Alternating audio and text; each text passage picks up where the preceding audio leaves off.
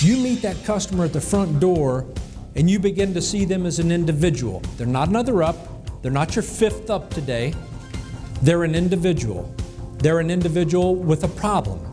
They have a fear of price. Therefore, they're posing as a professional shopper, and they're going to try to convince you that they've been everywhere and they've gotten every price and they know the dollar amount on everything.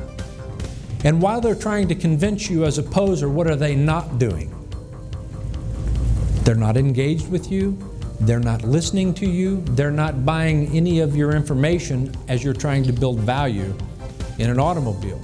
They're just concerned with trying to be in a defensive position.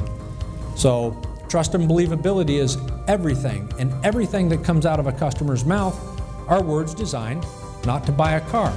We'll talk about this later in this, but we have to learn how to discount. Anybody have kids in here?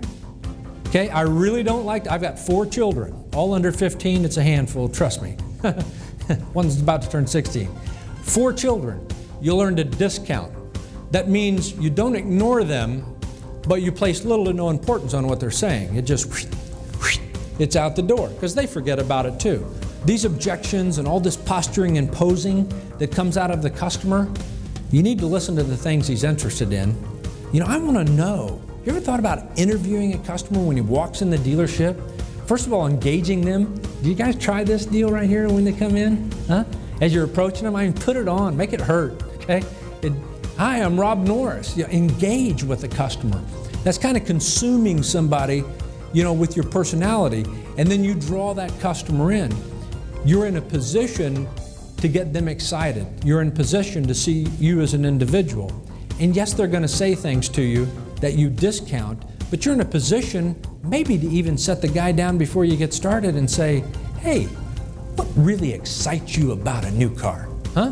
What's the car you drove in? What's not on it that you wished it would have had? Okay? Or what is on it that you really don't care about? What really gets you excited about a new car? Because I want to find, I mean, we'll earn your business. You heard my sales manager, we'll earn your business on price. We're a large dealer group. I want to find you the car that's cool. I want to find you the one that you've dreamed of. I want to find you the one you're going to love 3 or 4 years from now. What do you want in a car? If you guys were customers and I talked to you that way, how would you feel? Huh? It's a genuine interest.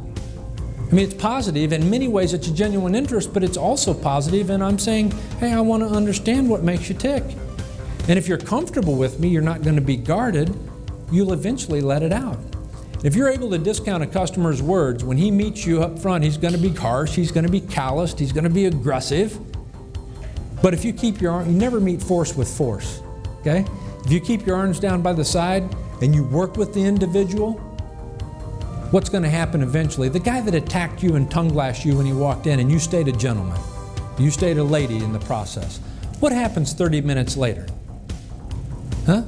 Doesn't the guy look at you and say, hey, look, you know what? I'm really sorry for the way I acted. You just need to understand, I'd been at 3 stores this morning, had a couple people talk to me like I was a dog, another dealership that didn't even talk to me, and honestly, I expected the worst when I walked in here, and I have to thank you, you've been very gracious, and so I'm sorry for the way I behaved. It's a good deal, right? That's selling right there.